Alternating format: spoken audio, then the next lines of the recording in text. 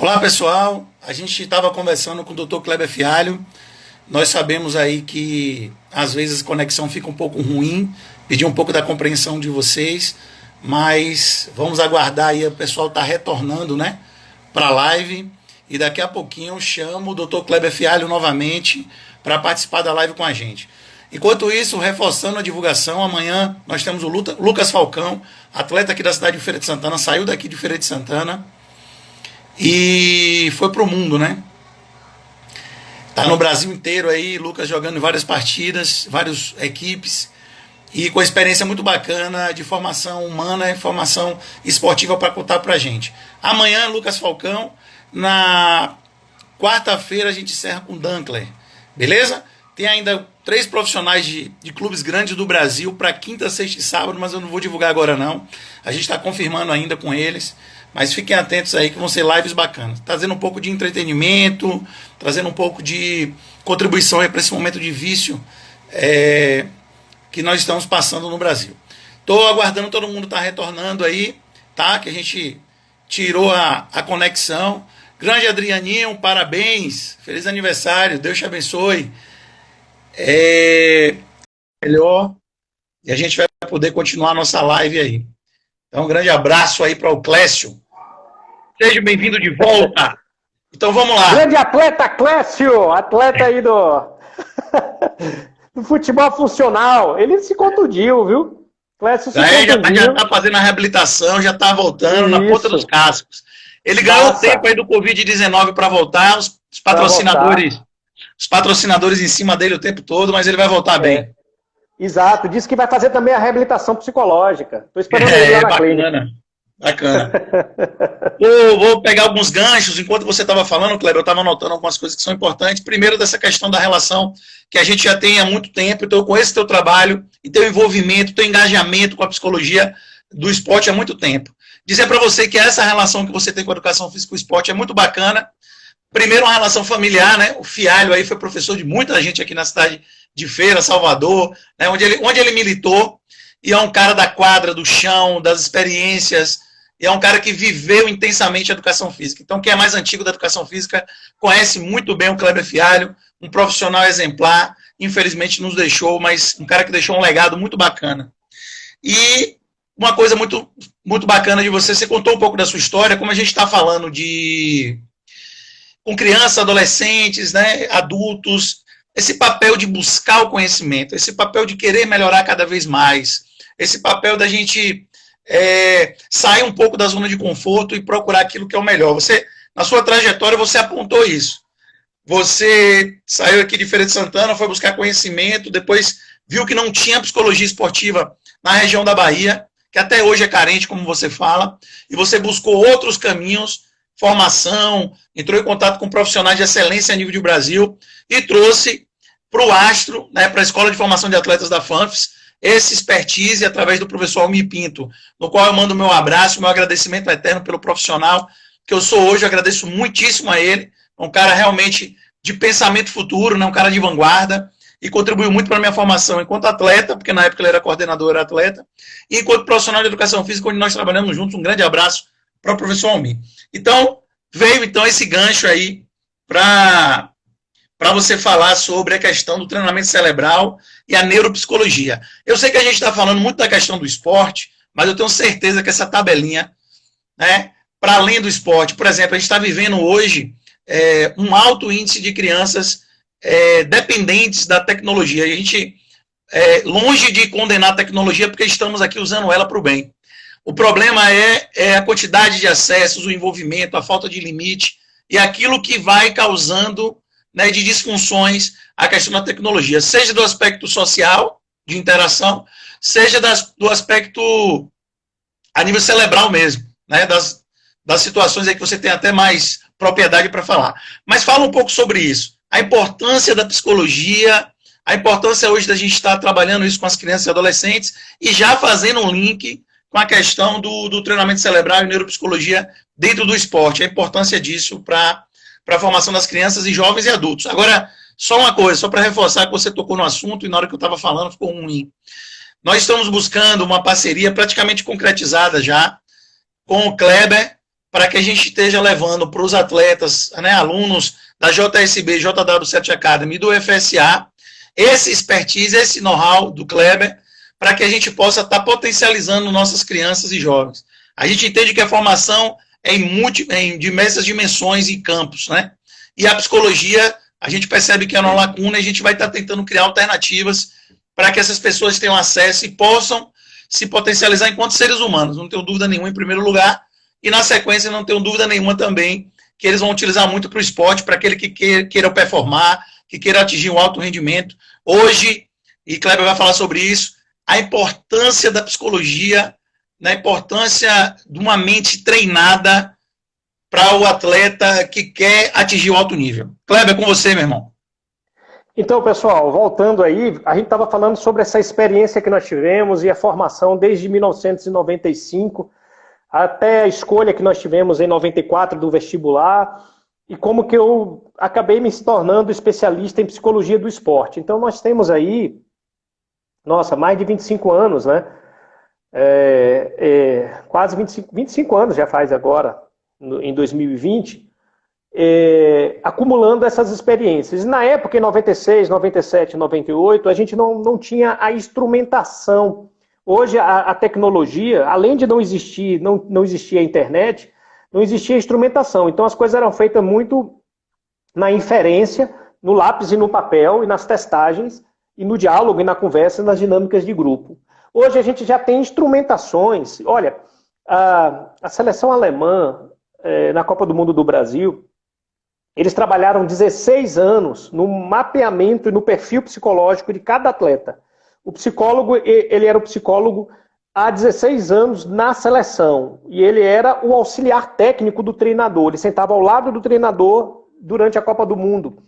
Então, assim, os resultados que hoje a gente tem de clubes esportivos, eu lembro de um curso que eu fiz com o pessoal da Europa, estava falando sobre o time do Milan, de 2006, um time que foi campeão europeu e eles tinham um meio-campo fantástico.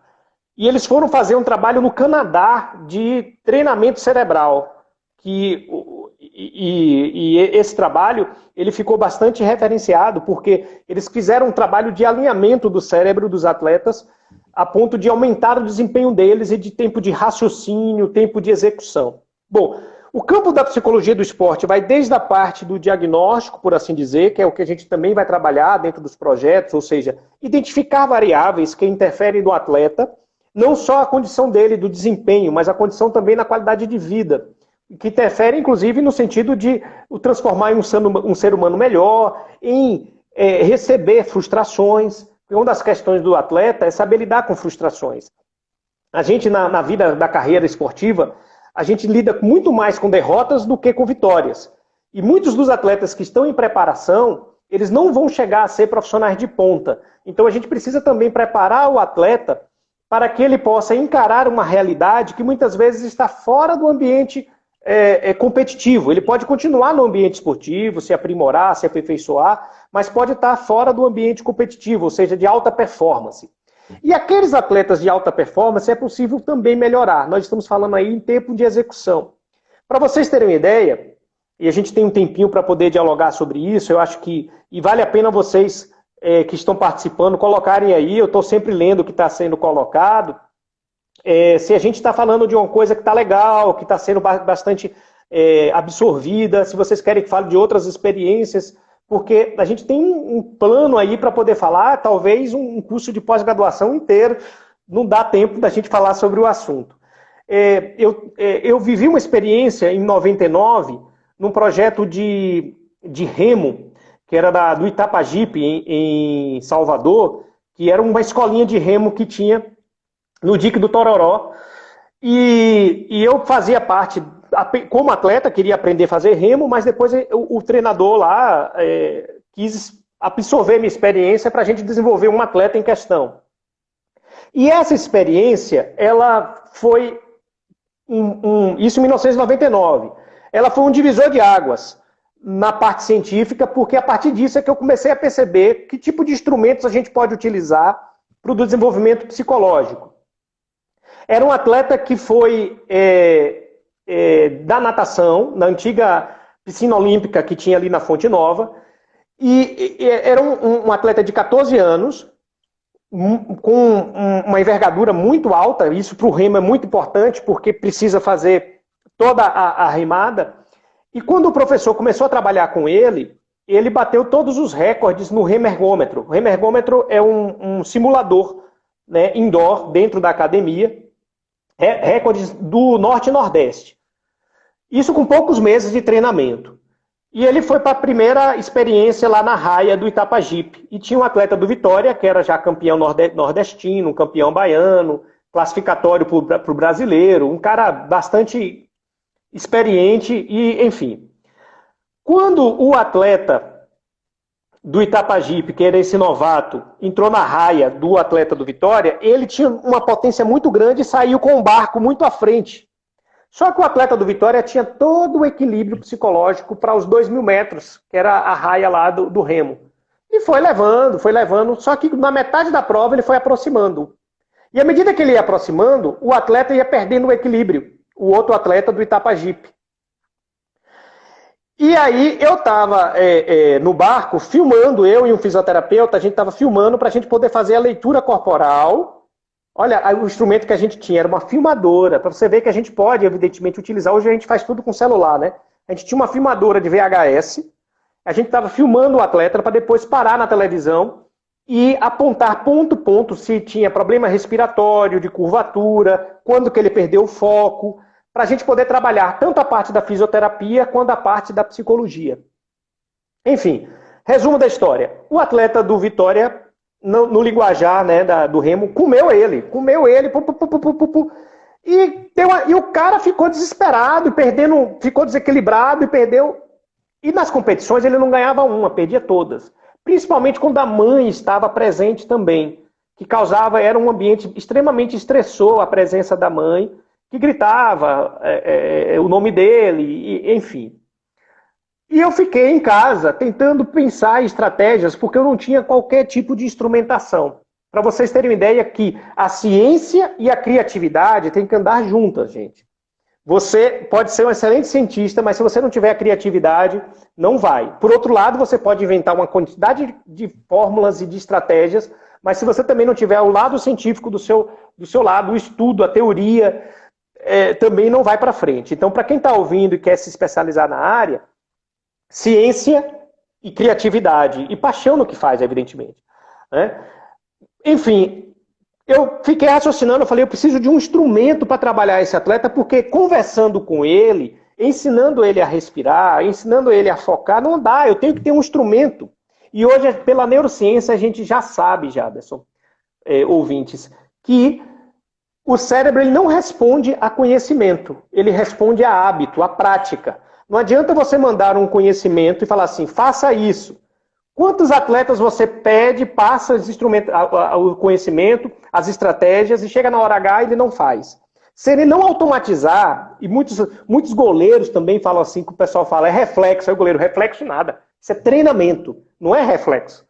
É um treinamento tão intenso que ele faz sem pensar. A mesma coisa, as funções psicológicas. Então, o que acontece? Essa estratégia que a gente utilizou foi, primeiro, mapear o que estava acontecendo com esse atleta. Que ele entrava em crise terrível e perdia todo o rendimento toda vez que ele se via ameaçado pelo atleta do Vitória.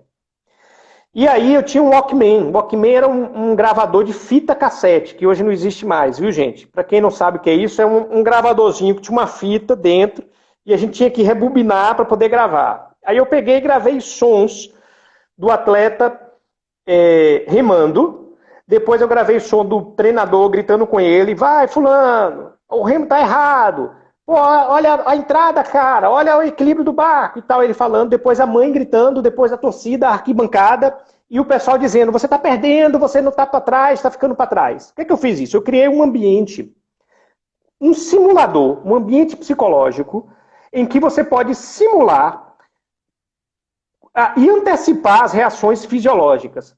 Só que aí eu precisava de um leitor corpóreo, para saber quais são os parâmetros que ele tem. e aí a gente cria o que é chamado de linha de base. Aí o que eu fiz? Eu peguei um frequencímetro, um polar, frequencímetro que usa em academia, e fiz ele fazer os 2.000 metros no remo ergômetro sem estímulo nenhum. E anotei todos os pontos cardíacos dele, minuto a minuto, minuto a minuto, minuto a minuto. Então a gente tinha uma linha de base do funcionamento natural do atleta sem pressão. Depois eu coloquei ele com o Walkman, com a fita, ele com os olhos vendados e fazendo um circuito. Então, os primeiros 30 segundos, que foi o som só do remo, ele manteve o cardíaco dele, ó, linear. Aí depois que vieram os sons, os picos, e os picos mais altos era quando ele estava se sentindo ameaçado, seja com a presença da mãe, seja com a presença do atleta e da gritaria. E aí ele perdia completamente o controle cardíaco. Isso a gente montou um gráfico. Então eu tenho aí um parâmetro. Qual é o parâmetro? A resposta fisiológica a partir da emoção. Então o corpo da gente, ele responde ao que a mente está pensando e processando. Hoje a gente já tem instrumentações muito mais precisas. Hoje a gente já tem, ó, mapeamento cerebral para a gente saber a carga. Isso é chamado de arquitetura cerebral. Hoje a gente, isso é o que o Jaderson está trazendo para os atletas que eu estou falando que é de ponta, que é o que se faz na Alemanha, que se faz nos Estados Unidos, que você mapeia e vê qual é a carga do atleta, quanto que ele tem de frequência cerebral, das mais lentas, as médias, as mais rápidas. E a arquitetura cerebral, gente, não é um exame neurológico, é um exame psicológico de eletro que você vai fazer as variáveis gráficas do atleta e saber do cérebro dele o que tem de menos arrumação. É por isso que a gente chama de arquitetura cerebral. Claro, se eu tivesse esse instrumento lá na época, em 1999, eu acho que eu tinha feito um trabalho monstro, né? Por quê? Porque com o frequencímetro, um Walkman, a gente conseguiu fazer a dessensibilização, eu e o fisioterapeuta trabalhando na postura, na entrada da mão, no remo, na curvatura dele que ele fazia, da coluna, e na respiração. E eu trabalhando no tempo de reação dele, para que ele dessensibilizasse e mantesse o foco independente da variável externa. Então ele estava na precisão. Bom, o resumo dessa história, em 6 meses de trabalho, nós conseguimos transformar ele em 4º lugar brasileiro. O atleta do Vitória ficou para trás. Ele foi para o campeonato mais difícil do Brasil, em que tinha atletas de mais de 10 anos de treinamento. Ele tinha 6 meses de treinamento. E ele foi 4º lugar. As pessoas de São Paulo não acreditaram que esse atleta tinha esse... Porque o que a gente pegou? O que já existia dele de potência latente e transformamos o sujeito... ele utilizando o máximo da sua performance sem ele perder o foco, sem ele perder o equilíbrio e sem ele perder a parte da carga energética que a taquicardia sugava ele, porque suga o processamento cerebral. Então, hoje a gente tem instrumentos que vai desde esses mapeamentos cardíacos, dos mapeamentos psicológicos, que a gente vai tentar traduzir para saber se o atleta ele suporta a carga. E aí, o pessoal está perguntando aí, quais fundamentos do pensamento psicológico estão orientando o processo de ensino do esporte, principalmente no treinamento de crianças e adolescentes? Esse tipo de mapeamento vai também direcionar não só o atleta, mas o professor também da escolinha ou o profissional da educação física, que ele vai saber, e o treinador, que ele vai saber que tipo de atleta ele está lidando. Se ele pode, evidentemente, sobrecarregar de estímulo, qual é o momento que ele tem que relaxar. E esse tipo de estratégia que é chamado de periodização. A gente falando aí do Almir, foi o Almir que me ensinou isso, viu, Jadson? Em um curso com Antônio Carlos Gomes. Antônio Carlos Gomes estava fazendo a periodização física e ele mostrava como que ele poderia exigir do atleta, por exemplo, resistência. E uma outra periodização para ele resistir sobre explosão e força. São periodizações diferentes. Periodização é o que você faz para o desenvolvimento do atleta, do treinamento, viu, pessoal? Aí Almir fez assim, a sua periodização psicológica tem que caminhar junto com a periodização física. Aí eu olhei assim, eu falei, como assim? Ele fala, não adianta você fazer um trabalho o treinador fazer um trabalho, o profissional de educação física fazer um trabalho de força e explosão e você fazer um trabalho de relaxamento. Aí eu parei para pensar, eu falei, cara, como que eu posso construir um perfil do atleta para eu saber se ele está relaxado ou se ele está ansioso? Se ele suga energia quando ele está na explosão ou se ele relaxa e faz. Porque a gente tem que pensar que na hora do treinamento esportivo, o atleta, existe uma diferença. Se eu for fazer uma avaliação psicológica na hora em que o atleta está em competição, eu vou achar picos de ansiedade, que se for para o psicodiagnóstico, eu vou classificá-lo como doente. E não é. Ele só está excessivamente desgastado para aquela prova.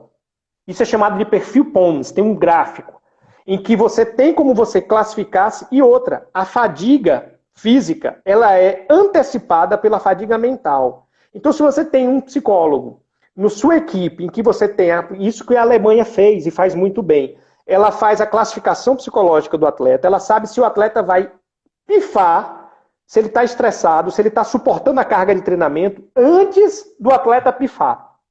Antes do atleta ter as crises que a gente chama de crises agonísticas. E essas crises agonísticas, elas são manifestas a partir de estresse psicológico.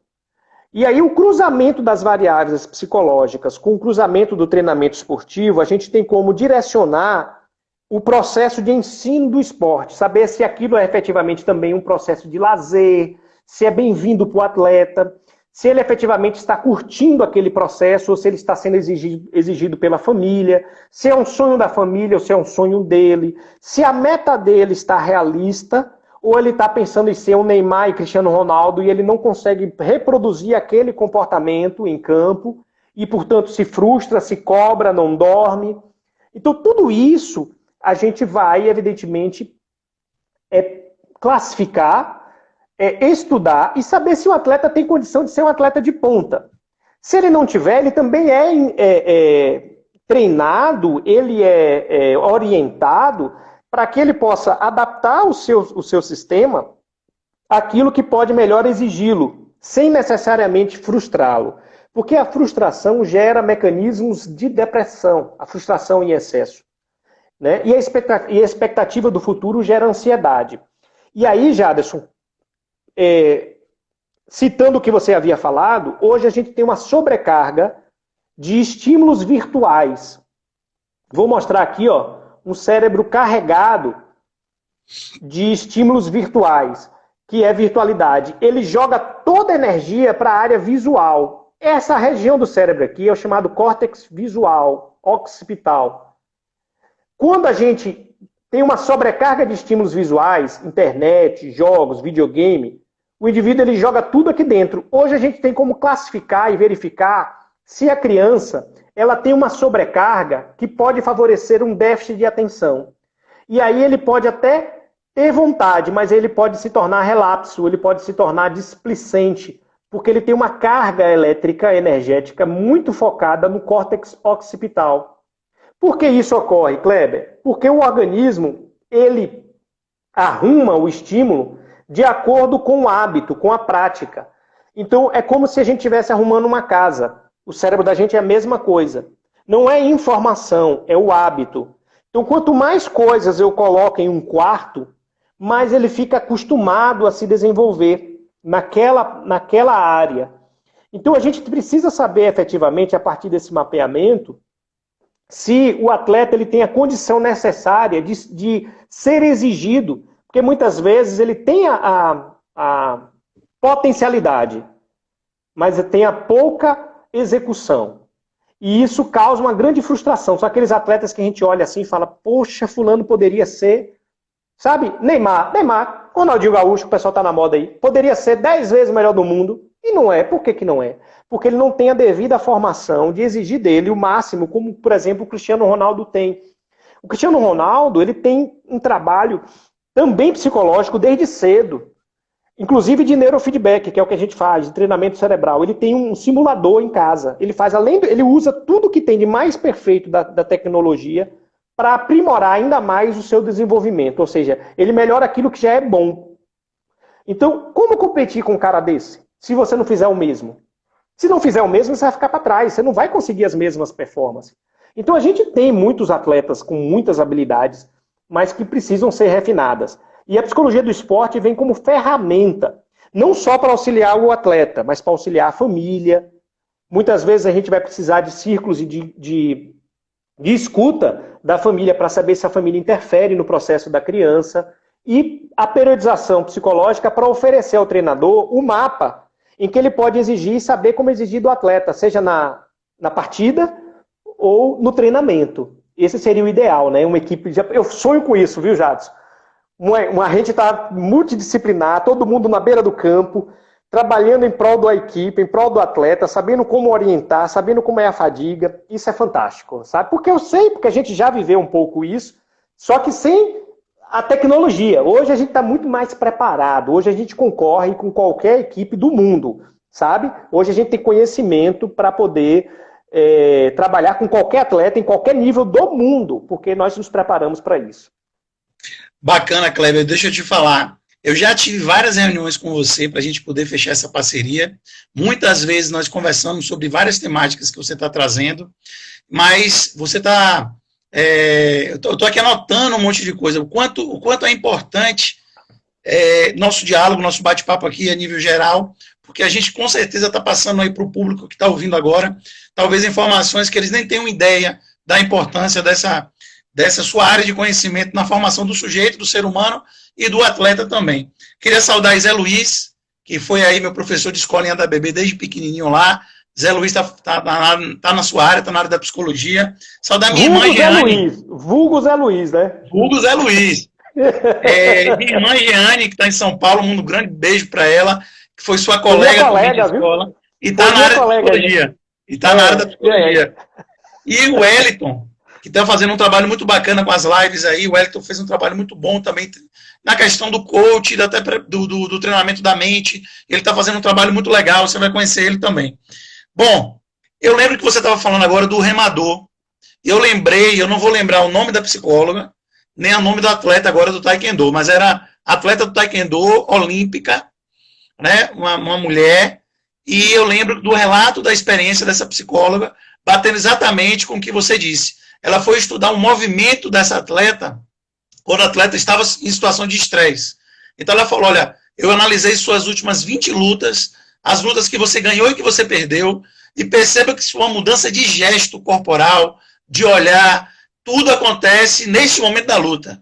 A atleta ficou extremamente surpreendida, porque a psicóloga falou assim, se eu fosse um atleta de Taekwondo e tivesse com esses dados na mão para lutar contra você, eu muito provavelmente teria êxito, porque eu ia atacar estes momentos. E eu preciso trabalhar com você essa mudança de atitude, essa reação que você está tendo dentro de uma situação adversa, você precisa mudar. Inclusive, você pode até sentir o golpe, que é normal, você está na luta, você sente. O problema é como você vai reagir. Você está se entregando na luta, você está desistindo do processo. Inclusive, é um jogo mental o tempo todo. Inclusive, tem gente que fala que futebol é um jogo de imposição psicológica. Às vezes, um jogador que nem é tão bom, ele acaba se impondo numa partida de uma forma que acaba superando o atleta adversário pela imposição mental, porque ele consegue manter um padrão de desempenho, a nível físico, a nível de tomada de decisão, que o outro não consegue manter, apesar de ter um extremo talento e uma capacidade técnica muito grande. Então, muito bacana o que você está trazendo. E dentro da área do futebol hoje, Kleber, é o que está no boom. É formar o jogador inteligente. O jogador que tome melhores decisões, que entenda a lógica do jogo, que entenda a necessidade do pensamento coletivo, que saiba a importância dos procedimentos e condutas fora do campo. Então, assim, é tudo mental. Mas, no entanto, poucos profissionais têm que se especializado nisso, entendido isso, ou procurado profissionais, que é o ideal, para poder trazer essas informações no nível que você está trazendo. Quando a gente está fechando a parceria com a JSB, de oferecer isso aos pais, e com a FSA Esporte Clube, é nesse sentido, porque é uma área específica de conhecimento, todo mundo está vendo como é que você está se posicionando, e esses dados chegando na mão da gente, a gente vai poder aí entender um pouco melhor o contexto, para inclusive fazer o programa, como você trouxe aí, de periodização esportiva, de uma maneira específica e selecionando aquilo que é necessário para o atleta. É claro que tem o ideal e tem o real, mas a gente começar a fazer essas atividades vai gerar uma expertise muito bacana e a gente com certeza vai ter resultados a médio e longo prazo. Inclusive, tem um atleta que saiu do projeto FSA, que a gente está aí já buscando uma parceria contigo para poder fazer esse trabalho, e é um trabalho que eu tenho certeza que vai ajudar ele a performar melhor, porque a gente, de uma forma geral, a educação brasileira, principalmente, eu não vou falar de outras, e da minha região, principalmente, as pessoas deixam para segundo plano essa formação, essa condição de entender melhor a mente e poder fazer atividades que possam potencializar o ser humano e o atleta, porque você falou de ansiedade, falou de essa questão da questão virtual. Então, isso independente de ser atleta ou não, sei lá, eu estou com um aluno lá no projeto de 11 anos, ou na escolinha lá de 11 anos, eu não sei se ele vai ser atleta profissional de futebol ou não. Eu não dou minha aula de tática, de técnica, de regras, achando que todo mundo vai ser atleta. Ao contrário, o índice e a estatística mostra que não é isso que acontece na prática. Mas eu preciso trazer o que tem de excelência para a formação daquele ser humano. Seja para ele ser atleta profissional de futebol ou não. Então, a ideia de atacar essa frente da psicologia é melhorar a formação desse sujeito como um todo. Ele que use as ferramentas onde ele achar melhor. Então, se ele vai ser um médico, professor, que ele use essa ferramenta da psicologia para ele ser um cidadão melhor e melhor ainda, que ele possa interagir melhor com as pessoas e se for um educador, alguém que vai lidar com pessoas, que ele utilize isso também de maneira positiva. E tem uma pergunta que saiu na live aqui sobre a questão de inteligência emocional na iniciação esportiva e essa questão da relação com a família. Você sabe que eu estou na beira do campo, já tenho 25 anos, fui atleta também de escolinha. Eu não tive essa pressão. Meu pai era sempre só, bora Jadson, vai Jadson, e batendo palma e torcendo. Então não analisava o futebol, não fazia nenhum tipo de comentário nesse sentido. Era sempre assim, tome suas decisões, veja o que é melhor para você. Você está gostando, eu estou gostando. Me acordava às 5 da manhã todos os dias para ir treinar na Vila Olímpica, num projeto que estava começando da FANFES em 96. E eu ia lá com infantil, 15 anos, treinando ali com o professor Ailton. E ele só fazia assim, me acordava, me levava, e tudo acontecia porque eu acordava. Ele dizia, se você levantar, nós vamos. Você vai ter que querer. Então ele sempre me deu essa autonomia, no qual eu sou muito grato, né? Porque essa formação de autonomia, de gestão da sua vida, me tornou um cidadão melhor, um pouco mais autônomo. Isso tem me ajudado muito no meu trabalho hoje. E hoje eu não sou atleta profissional de futebol, mas trabalho como educador, e essa formação que meu pai me deu de autonomia foi importante para mim. Mas duas coisas que eu queria que você comentasse. Essa questão da importância da inteligência emocional ser trabalhada desde cedo, e essa questão do impacto da família, que você falou que existe um momento que tem, nessa questão da formação do sujeito. Né? E principalmente ali quando o atleta joga bem, sabe como é? Aquele que você olha para o campo e se destaca, e aí, meu irmão, a família cria um mundo irreal às vezes, ou sem experiência, sem a formação necessária, acaba atrapalhando o processo da carreira de atletas. Eu tenho aqui na live vários profissionais que trabalham com esporte, e todo mundo, no mínimo, tem aí 3, 4, 5, 6 exemplos para trazer de situações que ficaram pelo meio do caminho, porque muitas vezes a família não soube conduzir o processo. E aí eu acho que a gente vai contribuir muito nesse sentido, porque assim, não é condenar as famílias, mas é colocar as informações para que as famílias tomem melhores decisões. Eu acho que essa é a ideia final do projeto da gente, e tomara que dê tudo certo 100%. A gente estava preparando para lançar, né? Mas infelizmente teve que dar essa suspendida agora, faz parte, a gente vai ter que fazer esse enfrentamento coletivo, e teve que segurar um pouquinho a notícia, mas você está aqui socializando para a gente mais ou menos como é que seria o trabalho. Kleber, fala sobre a questão da inteligência emocional, sobre a questão da família, e fique à vontade para tocar em outro assunto aí que despertou o seu interesse. Jaderson, essa experiência que a psicóloga teve com a atleta de Taekwondo é o que a gente chama de expressão corporal, de leitura corporal, e hoje a gente tem programas. Claro que a gente está falando no termo ideal, e a gente vai para o real. Idealmente, seria interessante se a gente tivesse até um investidor que pudesse... E aí, de repente, tem alguém que está aí com grana ouvindo a live, né, que quer investir e formar um laboratório de alta performance. Hoje a gente tem programas que fazem leitura da expressão corporal e um outro programa que faz uma leitura que a gente chama, que é uma área também da psicologia, na Universidade de Stanford, nos Estados Unidos, que é chamado de microexpressões faciais. As microexpressões faciais, esse programa capta o que você vai fazendo, vai montando uma linha de base do que seu corpo, da sua expressão, fala em diversas situações. Então hoje a gente já tem, evidentemente, no campo do mapeamento, daquilo que a gente pode chamar de de emoções e de somatizações, né, da parte da psicossomática, como que a gente somatiza no corpo. Somatizar no corpo eu transformo em alguma coisa concreta, algo que eu venho constantemente pensando, e muitas vezes eu posso adoecer, né? E a gente tem formas de observar isso. Então, imagine aí se a gente tem como instrumento um programa em que faz leitura corporal do atleta na hora do treinamento, na hora do jogo, ele joga no computador, você tem a linha de base dele, do que ele espera, de como foi a ameaça, como que ele enfrentou, como não enfrentou, a microexpressão facial e o processamento cerebral. Então, isso seria fantástico, é o que tem de mais avançado em termos de ciência aplicada no mundo. Quando a gente fala em inteligência emocional, a gente está falando em um processo também que é aprendido, porque a gente esquece que as emoções, elas são aprendidas. Eu falo, Kleber, como assim as emoções são aprendidas? Se a gente tem emoções inatas, se existem emoções que são presentes em todos os animais, em todas as espécies, e o ser humano tem uma emoção inata e que já nasce com esse tipo de emoção, a resposta prazerosa ou a resposta agressiva ou a tristeza, são as emoções básicas. Olha, até mesmo as emoções básicas, para a neurociência, a gente tem um único processador. E esse processador, ele é um processador na amígdala, que é um sistema, um lugarzinho lá no centro do cérebro, dentro do hipocampo, que faz a ativação de todas as emoções. Então, hoje, todos os neurocientistas já sabem que existe uma única emoção primária, e todas as outras são decorrentes dessa emoção. E sabe qual é essa emoção? O medo. Então o organismo ele nasce com uma emoção original chamada medo. Na ausência do medo, ou seja, no conforto, no colo da mãe, ele vai sorrir porque ele está acolhido, ele está protegido. Então, quando a gente tem a ausência do medo, a gente se sente confiante. A gente se sente desafiador, no sentido de desafiar o ambiente.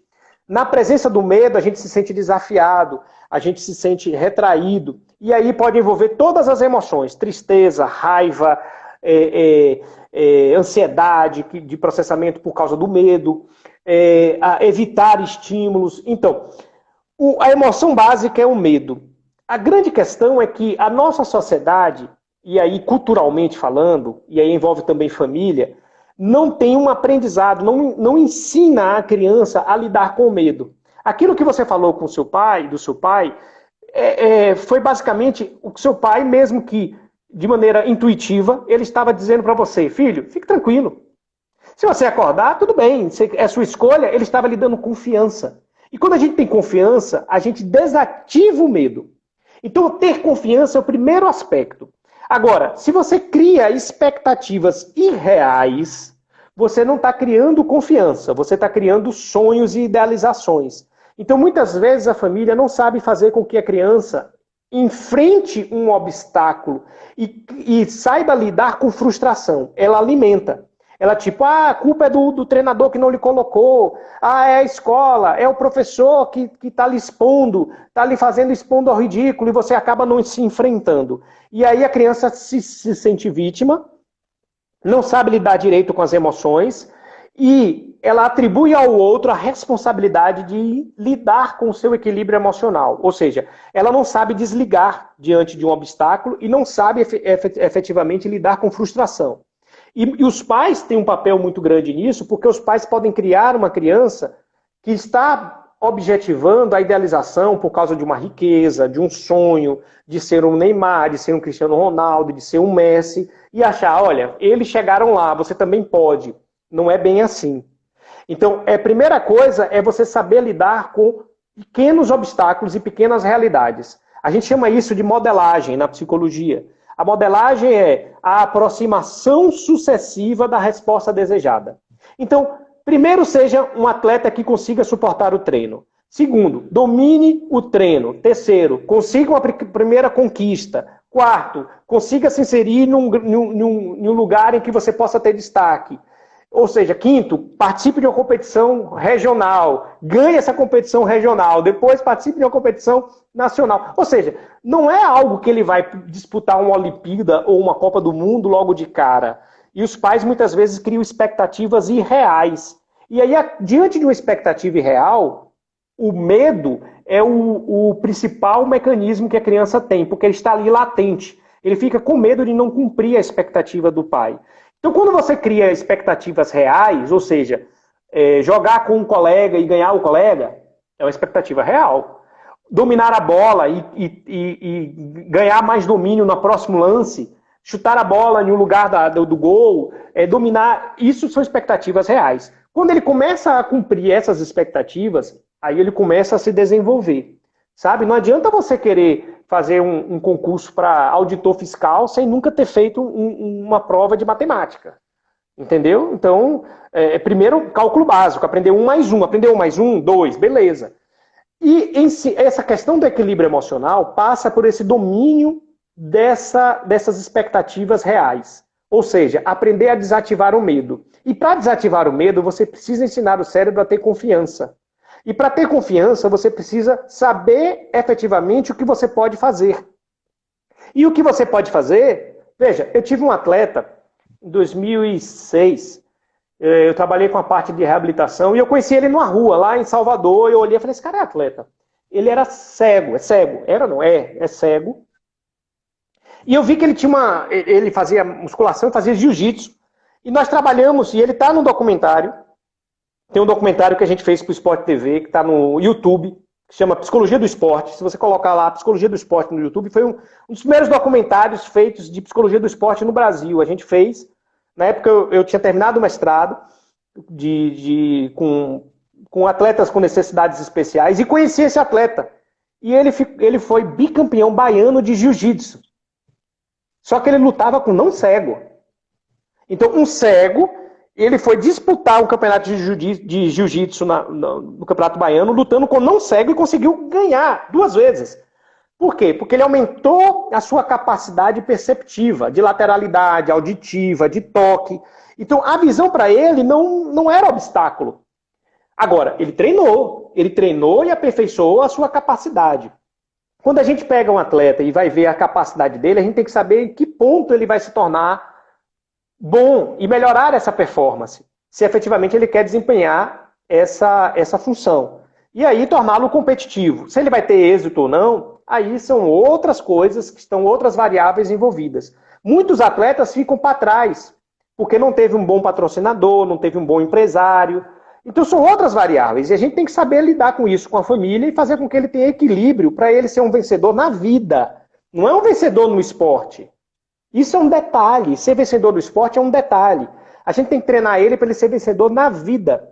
Então, saber lidar com os estímulos e com as variáveis que são postas. Basicamente é isso. Cleber, perfeito. Eu acho que o pessoal tem comentado aí sobre a live um pouquinho. E alguns testemunhos, né, apareceram aqui. Até a mãe de Igor, acho que comentou aí, falou da importância do trabalho que você fez, que mudou de maneira fantástica a vida dele. Eu não sei quem é o Igor, mas provavelmente foi deve ter sido projeto lá da... Bacana. E isso é um feedback bacana. Você, enquanto profissional, tem algumas pessoas já comentando, relatando que o quanto tem sido importante para as crianças. Então, eu fico muito feliz. Outra coisa que eu queria trazer e comentar, que se você foi muito feliz nas colocações, quem é da área do esporte, vai vendo você falando e vai vendo o quanto precisa a gente ter um pouco mais de cuidado ao lidar com esses seres humanos, principalmente nesse mundo complexo que nós estamos vivendo. E complexo, na etimologia da palavra, é aquilo que é tecido junto. Não tem como a gente pensar que apenas dominar elementos do futebol e não, pelo menos, compreender o que se dá em outras áreas de conhecimento que possam ajudar o nosso trabalho, a gente vai conseguir trabalhar essa criança, esse jovem, como você falou, seja lá para ser atleta profissional de futebol ou não. A gente que é educador, que trabalha com muitas crianças, adolescentes, a gente precisa sim beber na fonte de outras áreas, de outras ciências aí, para poder fortalecer o nosso trabalho. Não no intuito de aplicar, mas de compreender esse ser humano como um todo, para poder, aí sim, fazer uma programação de atividades e ações que possam realmente fortalecer esse sujeito, né, para suas atividades diárias, para tudo. Tem uma situação sobre questão de competição. A teoria, muita gente tem uma máxima que todo mundo fala assim, não, o importante é competir. Não, o importante é competir. E isso se perpetuou durante muito tempo, e às vezes as pessoas não entendem muito bem do que significa isso na prática. Algumas pessoas falam assim, professor, você vai ensinar o menino a perder? Pô, se perdeu tá tudo bem, como é isso? Eu costumo dizer o seguinte, olha, a etimologia da palavra competir Vem do competere, que é jogar com o outro. Ou seja, eu preciso do outro. Eu preciso do outro, meu colega, do mesmo time, e eu preciso do outro adversário. Porque sem ele não tem jogo. Então, se eu não tenho meu adversário, não tem jogo. Então, eu preciso lidar com o meu colega e eu preciso lidar com o outro, da outra equipe. E eu quero competir, eu quero ser mais rápido, eu quero finalizar aquela bola no gol, ganhar o jogo de 1-0, e não tem problema nenhum em competir. Eu falo isso aqui nas aulas da universidade, que eu trabalho com a disciplina futebol e a disciplina prática curricular, e eu falo, olha, uso um pouco do Fábio Broto. Se competir é importante, o fundamental é cooperar. Cooperar e competir tem que andar junto. Eu quero, sim, desafiar o meu corpo para poder ele fazer mais rápido, eu quero dar o drible no colega. Essa competição, ela é saudável, porque é uma competição que não é essa competição do mundo capitalista, que eu quero enganar o outro, que eu quero ter sobrepujança, que eu quero mudar as regras do jogo, no jogo em andamento. Essa competição que a gente tem que combater. Mas a competição de estimular a criança ou adolescente a poder dar o seu melhor dentro das possibilidades, sabendo conduzir esse processo, né, como você falou, não criando falsas expectativas. Quanto é importante a tua fala, Kleber? As pessoas criam falsas expectativas por diversos motivos, mas um para mim é bem claro. Eu não fui atleta profissional de futebol e quero que o meu filho seja. Aí a expectativa é do pai, que ele passa para a criança, e aí a frustração ela é quase certa. Porque às vezes a criança chega para o pai, que já aconteceu isso comigo. Eu dando aula na escolinha uma vez, a criança, o pai obrigou o menino a ficar em campo, segurou pelo braço e disse assim, você vai ficar em campo, você não vai sair. Deu as costas e foi embora e largou o menino lá. O menino olhou para minha cara, um menino de 7 anos de idade, 8, assustado, e começou a chorar. Ele disse assim, professor, eu não quero jogar futebol. Eu não quero jogar futebol. E meu pai me obriga a jogar futebol. Aí eu abracei ele. Que violência. Isso é uma violência. Eu falei, olha, não precisa você jogar futebol. Você não quer jogar, você não vai jogar, tá bom? Bora apitar o jogo aqui comigo e tal. Eu, naquele dia, botei para ele apitar o jogo, ele se divertiu, esqueceu momentaneamente aquele problema, que com certeza não foi o problema daquele dia, deve ter sido esse problema todos os dias para ir treinar, deve ter sido desde quando ele completou 4 anos, 5 anos que chutou uma bola. E essa pressão enorme do pai, querendo que o menino fosse jogador de qualquer maneira e criando uma frustração na criança porque ele não gostaria de fazer. Eu tive que ter uma conversa com o pai e falei, pai, pelo amor de Deus, pelo amor que você tem ao seu filho, procura outro esporte, vai para a natação, vai para o basquete, vai para o polo aquático, vai para o judô, vai para as lutas, mas não perde teu filho. Porque o que vai acontecer é que essa conta depois vai ser cobrada. Não importa, eu falo isso direto nas escolinhas, na escola que eu trabalho para os pais, não importa, no final das contas, não importa o que ele tem que fazer aquilo que a gente quer, importa ele fazer aquilo que ele gosta, aquilo que ele deseja, que ele vai acordar de manhã cedo para fazer. E eu não estou dizendo aqui para viver num mundo sem regra. Você pode fazer as negociações. Beleza, filho, você não quer futebol, mas eu entendo como pai que é importante a prática do esporte. Vamos escolher esse esporte, vamos rodar um pouco.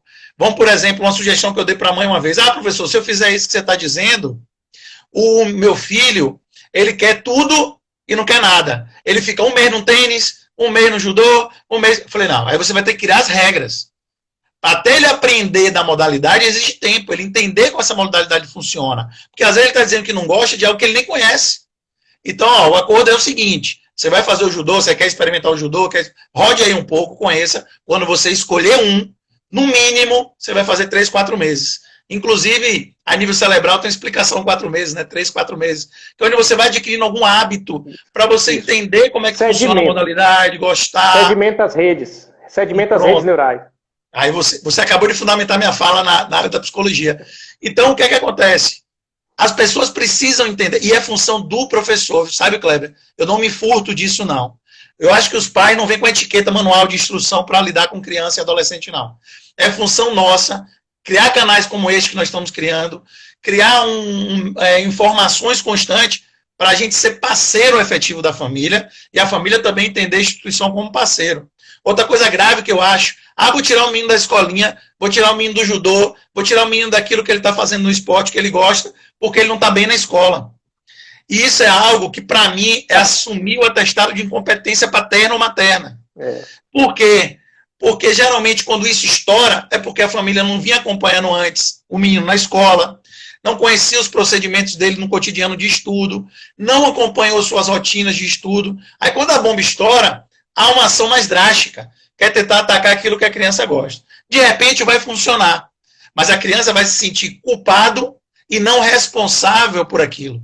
Então, quando ele não se sente responsável por aquilo, ele vai pedir desculpa, vai tirar a culpa e vai voltar a fazer. Porque ele não adquiriu o hábito e o procedimento de rotina de estudo, rotina de aula, rotina de fazer isso ou aquilo. E a família terceiriza isso para as escolas, para as escolinhas, e não assume a sua responsabilidade enquanto pai e mãe. Eu sei que é difícil. Eu trabalho em vários lugares, tenho 2 filhos, e sei que é difícil. Mas se a gente não atentar aos pais e aproveitar esse momento do coronavírus para provocar essas reflexões de quanto esse ser humano precisa da gente, a gente vai formar uma humanidade frustrada.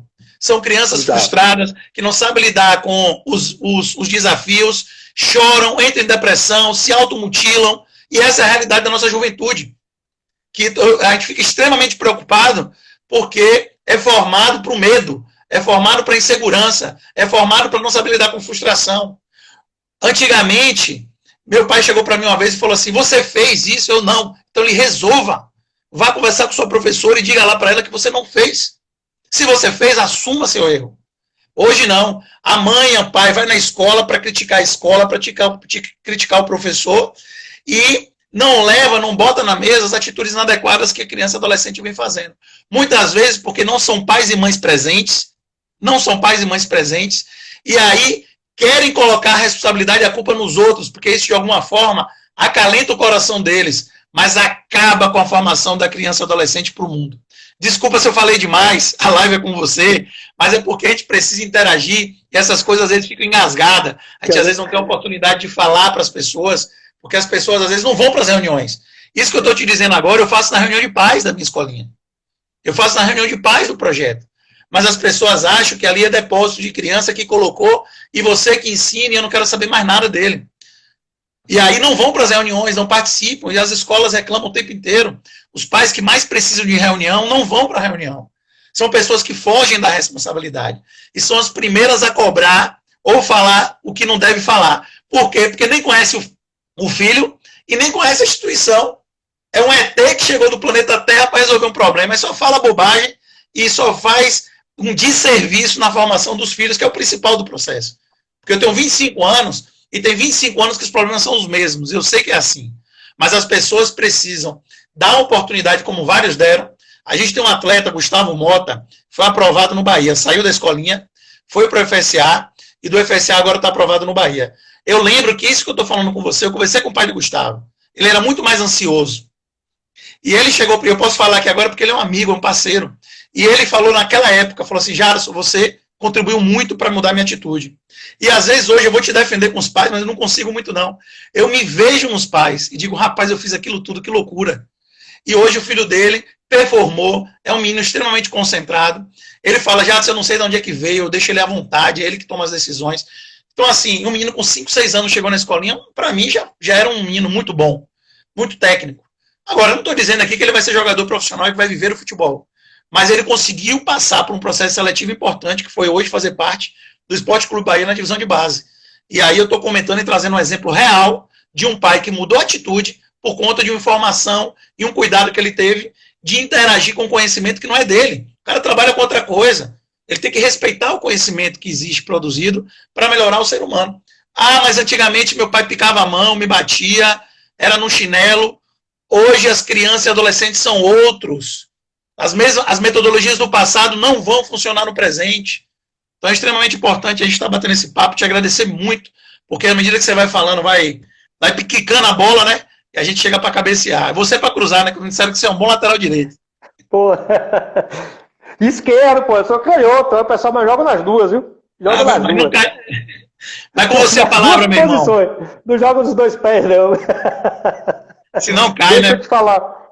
Deixa eu te falar, cara. Você foi muito feliz em muitas coisas que foram colocadas, em todas elas, né? É exatamente isso que acontece na prática. Para os ouvintes poderem entender, é o seguinte, gente. A mudança do comportamento não acontece por informação. Então, o cérebro ele não muda por conhecimento. Existem muitas pessoas com uma quantidade enorme de conhecimento. Não é por falta de conhecimento. Vou dar um exemplo aí que eu costumo falar nas minhas aulas, meus ex-alunos sabem disso, pacientes, enfim. Veja só. Jade, você sabe que coleta de... Kleber, só uma coisa. Segura aí. Pode acontecer de vencer 1 hora de live. Quando acontece isso, o Instagram vai informando que eu tenho 20 segundos para serrar e salvar. Tem muita gente pedindo para salvar. Como eu me bati nas outras para salvar, eu vou, se acontecer do Instagram sinalizar para mim aqui, eu encerro a live, tento salvar essa parte e volto de novo para a gente continuar, beleza? A proposta era de 1 hora, mas como a gente está conseguindo fluir legal, as pessoas estão participando, vamos dar um tempo aí de mais 20, 30 minutos para ela e a gente depois encerra. Pode falar. Beleza. Então, a questão do conhecimento, da informação é o seguinte, o comportamento da gente não muda por informação. Vou dar um exemplo. Você sabe, Jadson, que coleta de lixo é importante para a natureza? Aprendeu? Conhece? Faz? Aí, as etapas, o pessoal tá dizendo, não faz. Então, não adianta você saber que é importante, que aprendeu, que conhece. Existem pessoas que têm manuais de como conduzir, não grite, não faça, não isso e tal. Então, o cérebro, ele processa o hábito. Você disse uma coisa muito perfeita aí, que é a questão seguinte, os pais geralmente não colocam na rotina dos filhos um hábito, uma exigência que deve ser cobrada depois. Então, assim, se você não ensina a regra, como é que você vai cobrar depois? Ou seja, se aquilo não é regra, não fez parte do hábito, você não pode cobrar a consequência, o produto. E o esporte, ele nos ensina exatamente isso. Como que a gente pode, efetivamente, condicionar nosso organismo para funcionar numa repetição. Isso no controle emocional, no controle... Veja, todas as psicopatologias que existem, elas são, na realidade, uma exacerbação do normal. Por exemplo, é normal gostar de sexo, é normal não gostar, é normal dormir, é normal não dormir, é normal se deprimir, é normal ficar triste, é normal ficar ansioso, é normal ter raiva, é normal xingar, é normal ter fome, é normal não ter fome. Agora, frequência e intensidade, ou seja, se aquela característica for frequente e intensa, e aí você falou muito bem que a questão, isso em todas as classificações psicopatológicas, nos manuais médicos, psicológicos, tudo, de critérios diagnósticos, se aquilo é frequente e intenso de mais de 3 a 4 meses, isso não é por acaso. 3 a 4 meses é o período de sedimentação. Você repete tanto que o cérebro fala, o programa é esse. É como se você inserisse um programa, um software de funcionamento. Então, para você mudar esse software, você tem que fazer intensamente 3 a 4 meses outro programa. Então, às vezes a pessoa fala, eu estou fazendo terapia. Aí vai 2, 3 vezes. Não manteve uma rotina de 3, 4 meses. Não muda comportamento. Entrei na academia. Aí fez 1 semana, 2 semanas, 1 mês. Não vai mudar o comportamento. O cérebro, para sedimentar aquilo, a partir do 4º mês, você começa a ter resultado da programação que você fez. Seja estudo, para quem quer passar em concurso, seja qualquer outra coisa. Você vai ter que manter uma rotina e um padrão e um funcionamento. Existem características genéticas, existem características biológicas que favorecem. Claro, tem pessoas que em um tapa pegou aquilo que a pessoa leva 3, 4 meses. Citando aí, lembrei de Jeane agora. Jeane se zangava quando estudava, que ela falava, eu estudo 4 horas por dia e você em 15 minutos pega o negócio. Eu falei, existe tempo de reação, pá!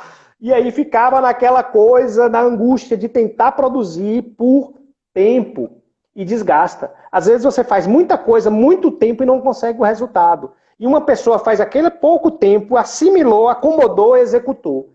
Como mudar isso? Sabendo o perfil. Se a gente soubesse qual era o nosso perfil lá atrás, se a gente tivesse o Jaderson do Jaderson, o Kleber do Kleber, o Jaderson do Kleber, o Kleber do Jaderson, ou seja, pessoas que pudessem ajudar a gente lá atrás, eu não tenho dúvida que a gente seria melhores pessoas hoje. Então, a oportunidade que você está fazendo para a escolinha, para os profissionais terem esse aperfeiçoamento, é para que a gente possa, através da ciência, saber identificar e como executar isso. Essa performance que a gente está falando não é uma performance... Segura, Kleber. Segura na performance que eu vou encerrar a live, hein? Volta aí, galera, que eu vou encerrar, que deu 1 hora de live aqui do Instagram. E salva, pô, salva. Vamos lá, Deus ajude agora.